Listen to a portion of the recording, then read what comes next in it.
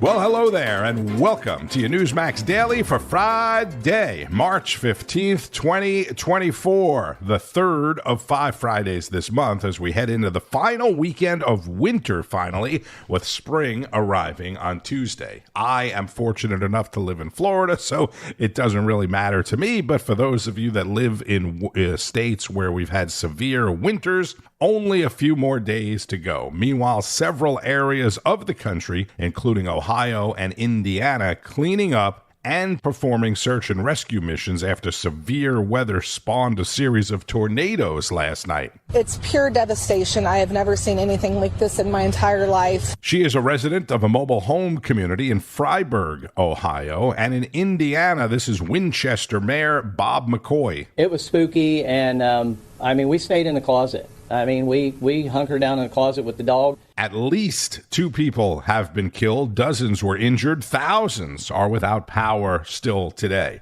Meanwhile, the big news coming from the state of Georgia, where the judge in Donald Trump's election interference case ruled that Fulton County District Attorney Fani Willis, who brought the case against the former president and others, can remain on the case. What you talking about, Willis? However, the judge, Scott McAfee, is offering DA Willis 2 different options. Number 1 would be to step aside from the case. Number 2 is remain on the case, but only if she dismisses Nathan Wade, the prosecutor with whom she had a sexual relationship.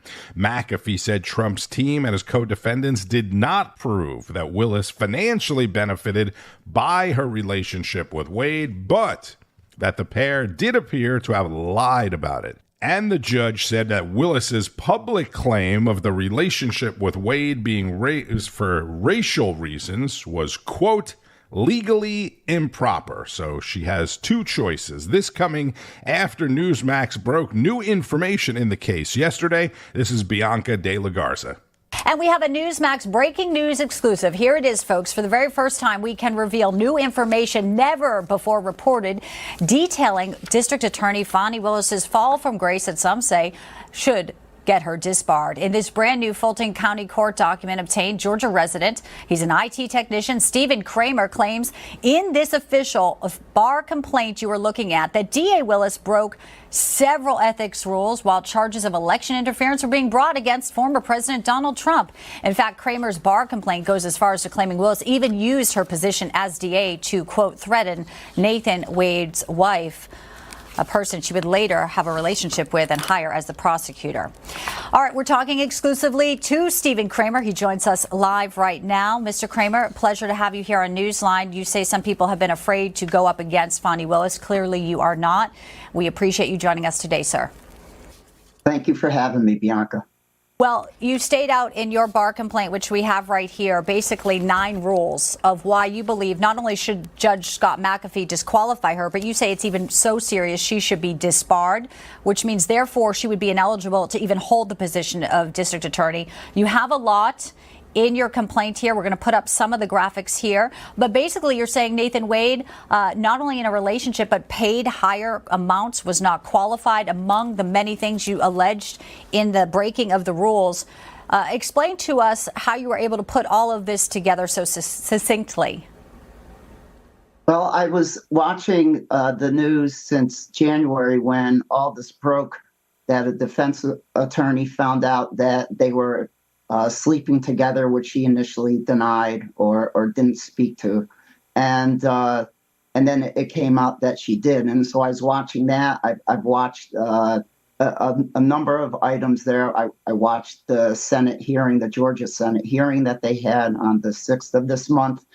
And I voraciously read a number of things because it just didn't sit well with me, what I was hearing. That I'm a taxpayer. My money was going to her boyfriend, and then they were going on trips together. So all the taxpayers of Fulton were funding exotic trips on cruises and to Napa and all this, and money was going from taxpayers to him and then back to Fani Willis. At issue, it's not just money. You also talk about truthfulness. You talk about misconduct. You talk about a lawyer as a public official conducting constituting threat of harm to clients. We know that recent texts reveal it looks like they had been together for what your bar complaint says booty calls. I mean, that is metadata. As an IT technician, you understand that. That's been brought out. That's Steve Kramer, a Fulton County, Georgia taxpayer who filed a new bar complaint against DA Fani Willis. We get more from former Deputy Assistant to the President of the United States and Newsmax host Sebastian Gorka. You know, this case seems to be going in a way she never expected. Not only did McAfee dismiss 6 of the charges yesterday in the RICO case, we just had that exclusive, a bar complaint. If she's disbarred, she can't even hold the office. Your reaction to her fall from grace and I guess what American voters can now see plain and clearly. Well, I mean, it has to be taken in context, Bianca. This isn't just one crazy lunatic prosecutor. You have to line this up with Jack Smith, Judge Engeron. You have to, add everyone else that's using lawfare, Judge Chutkan and all the others, because they know President Trump, if the election were today, would defeat the Democrats and kick Biden out of office. So look, I don't need to be an attorney. I don't need to be filing disbarment motions.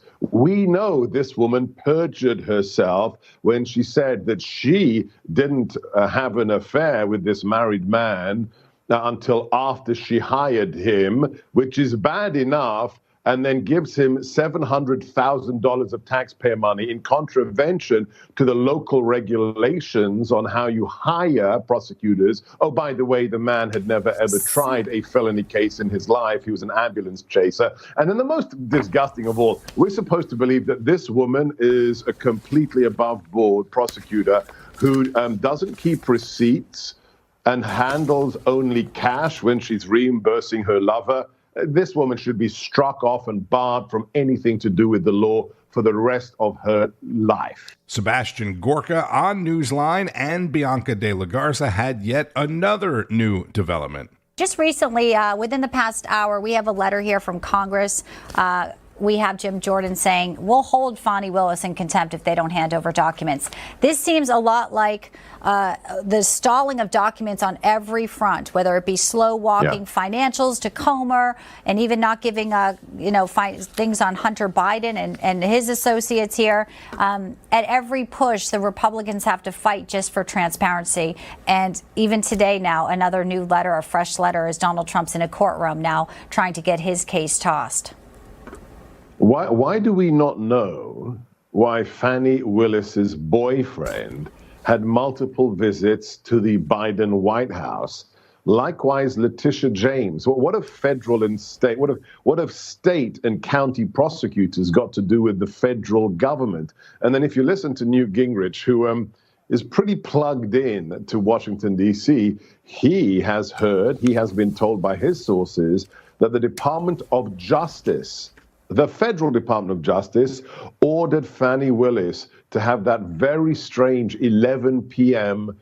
grand jury press conference. If that's the case, then this is truly a witch hunt and the most egregious election interference we have ever seen in American history. County-level prosecutors colluding with the federal DOJ and the White House because America wants Donald Trump back. That's un-American. It's fine for Venezuela or North Korea, but that's not okay for America. And, no matter what political party you support, at the end of the day, it's democracy, which they say is under attack. And as an American and your rights, you should be disturbed by these allegations. Bianca De La Garza, host of Newsline at noon with Sebastian Gorka. And don't forget about the Gorka Reality Check. That's his show on Sundays on Newsmax. Now, Bianca mentioned Jim Jordan, chair of the House Judiciary Committee, who has threatened DA Willis with contempt of Congress charges if she does not comply with a congressional subpoena as part of the committee's investigation into her office's use of federal funds. Last month, the committee issued a subpoena to Willis for documents related to her office's use of federal funds that were intended to support at-risk youth. What do you think the odds of her complying with the subpoena are? And in New York, the district attorney's office is now offering to delay Trump's Stormy Daniels money trial, which was set to start in 2 weeks. DA Alvin Bragg said his office just received 31,000 pages of potential new evidence from the Department of Justice. So he is proposing a 30-day delay, at least a 30-day delay, so both sides can review the 31,000 pages. And beware, the more things start to look up for Team Trump, the worse the headlines are going to get. Like this whole thing the last couple of days about Trump cutting Social Security, and now all of a sudden another secret tape of something that Trump said to someone somewhere. Meanwhile, the Biden camp is fighting off a social media storm of criticism after his team rushed Michigan supporters and the press off yesterday when someone suggested that Joe will take a few questions. We're going to take a few questions. Thank you, press. Thank you, press. Thank you so much. Thank you, press. Let's head back to the cars. Thank back you. To the cars. Back Thank to you. cars. Back to Thank you, cars. press. We're happy to walk all vehicles are this way. Thank you. All good, all good. Thank you so much. Thank you. We got to go. All right, gotta go. Thank you. Back to the cars. All of a sudden, we gotta go, but thank you. And multiple reports and videos showing Climate Change Joe had a motorcade of 60 vehicles. And the video that I saw didn't look like any of them were EVs. And the vice president being cheered and celebrated for her visit to an abortion clinic promoting the end of life. They need to know is that if Congress passes a national abortion ban, President Joe Biden will veto it. As I said the other day, and as Donald Trump said, abortion is definitely going to be their number one weapon against Donald Trump and Republicans in the upcoming election. And what they need to know is if they make Joe Biden president again, that will be your president right there, Kamala Harris. All right, here's my man, Byron Donalds, Florida congressman, talking about it on The Balance with Eric Bolling. Look, I understand where a lot of people are, what President Trump is thinking. We do have to be sober and realize that the Democrats have weaponized abortion against us in the midterm election cycle. They want to do the same thing in 2024. So we have to really be mindful of where the country is. Since Roe v. Wade has gone away, and frankly, that was the right decision. It was a terrible court decision to begin with. The country, whether you're just Americans overall or Democrats, independents, Republicans, everybody's really starting to figure out what their true positions are on abortion. I think from the federal level, we should actually not engage in the topic at all. This is now a state issue. Every state's going to make their decision. You're going to have states that are going to be like California and New York and Illinois. In those states, the decision is already done. Florida just had a decision made with Governor DeSantis. Texas has made a decision. You have ballot initiatives moving through a lot of states. The American people are going to weigh in on this. This is one of the most personal issues, obviously for women, but really for our country. It should be handled through state level government and politics, not the federal level. Our federal government has to be focused on the major things, the big things facing America, our debt, our spending, foreign policy, etc. This is something that should be left to the states. I think that as we move through the next couple of election cycles, you'll get to a medium of where people are in America. That is the correct answer, my friend. That is the only way to handle that question. Let the states decide. You know, like what your state's doing, you can move or change your government in the state that you do live by vote, and that's the way to answer that. Congressman, you wanted to talk a little bit about something happening regarding January 6th. Tell us about that. Well, what we're finding out, and this is through the leadership of Speaker Johnson and Barry Loudermilk, who is the subcommittee chairman under House Admin under Brian Stile of Wisconsin, we're finding out that the January 6th committee deleted information. They got rid of information they collected. You're finding out now that Cassidy Hutchinson was spun up by Liz Cheney and others to deliver a phony story that was debunked. We already knew that the whole J6 production was just a media sham and a farce for the radical left. We already knew that. But now you know that they were meeting with Fani Willis and her team, trying to give back channel information to the Georgia, to the Fulton County District Attorney, who, by the way, is having all kind of problems herself. They were back channeling information to her. This demonstrates very clearly that you had congressional Democrats and some useful Republicans. Unfortunately, they did the wrong thing, and it was terrible. That's why they're no longer in Congress, speaking to Liz Cheney specifically, working with radical Democrats, working with some of these prosecutors. The entire purpose has been to get Trump. It is wrong. This is fascism at its finest. This is what we're seeing right now. It's destructive of our institutions. So this stuff can't be tolerated. So I commend House administration and the Speaker for bringing this information to the public. And we need to go further. We need to follow all this stuff, because you can't have rogue committees set up that are extremely partisan and then using that information to basically sideswipe a political opponent and then using it in part to go after them legally. This is un-American. It is unconstitutional. And I believe we got to stop it dead in its tracks. Again, the more you know, the less you can believe. And if you're new to the party, and I don't mean the Republican Party or the Democratic Party, but the whole politics party, Representative Donalds, a former banker, has been identified as someone on Donald Trump's list of potential running mates. Aaron Rodgers, and all of a sudden the whole world blew up. Aaron Rodgers is potential vice president. You want to weigh in on that thought for a second? Listen, man, I just hope A-Rod's Achilles is doing well and he gets back to being the quarterback for the New York Jets, because the New York Jets need a lot of help. And that's just the bottom line there. But look, RFK, I get it. He's running. He's not going to win. We all know this. But I think it is indicative of the split that is in the Democrat Party, because you have more mainstream Democrat voters in our country, even conservative-leaning Democrat voters in our country. They are watching the master of disaster, Joe Biden, and his agenda wreck our country and wreck our standing around the globe. So I think that's why you're starting to see these people who are from the political left say, you know what, Joe Biden's not the guy. I got to do something. I would tell them to keep going. If Aaron Rodgers wants to be a part of that, that's pretty cool. But listening to him and some of his outtakes, he sounds pretty conservative to me. Well, Congressman, you and I both know at $38.1 million for the upcoming season on the active roster, there's 38.1 million reasons why Aaron Rodgers probably would turn down the offer to run alongside RFK too. But hey, stranger things have happened. Congressman Byron Donalds, thank you. Again, that's Florida Congressman and potential GOP vice presidential candidate Byron Donalds on The Balance with Eric Bolling. That is weeknights at 8 o'clock Eastern. President Biden is back in Washington today. He's hosting a meeting at the White House with some dignitaries of Ireland ahead of St. Patrick's Day this Sunday. We'll probably get some good Irish sound bites on that one from the president.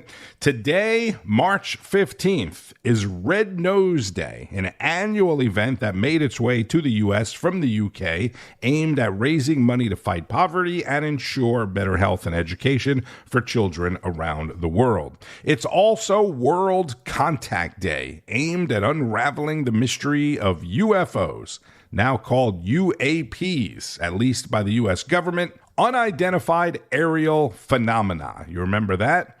The first World Contact Day took place in 1953 thanks to an organization called the International Flying Saucer Bureau. So we went from flying saucers to unidentified flying objects to unidentified aerial phenomenon. You remember the big hearing on Capitol Hill just a few months ago, right? With the military pilots saying they've, seen all this weird, bizarre stuff, and there's definitely flying objects or aerial phenomenon from other planets and stuff. And at the hearing, they brought out the tiny alien mummies. You remember that? I feel like we should be hearing a whole lot more about this. I mean, they displayed mummified aliens, allegedly, on Capitol Hill. And then the next day, things just went on like usual. I mean, that's the problem with the news cycle, is it's, oh my God, today, and then tomorrow it's something else, right? You can keep up with all the news on Newsmax. It's available on most major cable systems, AT&T, Comcast, Cox Cable, Mediacom, Spectrum, even Dish and DirecTV. This weekend, don't forget about Wake Up America Weekend Edition beginning at 7 a.m. Eastern, Saturday and Sunday Report, Saturday and Sunday Agenda, America Right Now, the Gorka Reality Check, and much more. Thank you, as always, for listening to the Newsmax Daily. Continue to share it with your friends and family. Enjoy your weekend doing the things you love to do, and keep on fighting the good fight. News breaks every minute, every day. You need the app, the Newsmax app. Find it free on your smartphone store. Then watch us anytime, anywhere. Greg Kelly over at Newsmax. The Newsmax people have been really, really terrific. Newsmax has been terrific. President Trump is right. Millions are tired of Fox, and they're switching to Newsmax Plus. It's the fastest growing streaming service in America. You don't need woke Disney and Hulu anymore. Just get Newsmax Plus. Watch the best shows like Greg Kelly, Rob Schmidt, Greta Van Susteren, and Eric Bolling. And get incredible analysis from Dick Morris, Alan Dershowitz, Carrie Lake, Mike Huckabee, and more. It's free to start. So go to NewsmaxPlus.com now to sign up and watch Newsmax anytime, anywhere.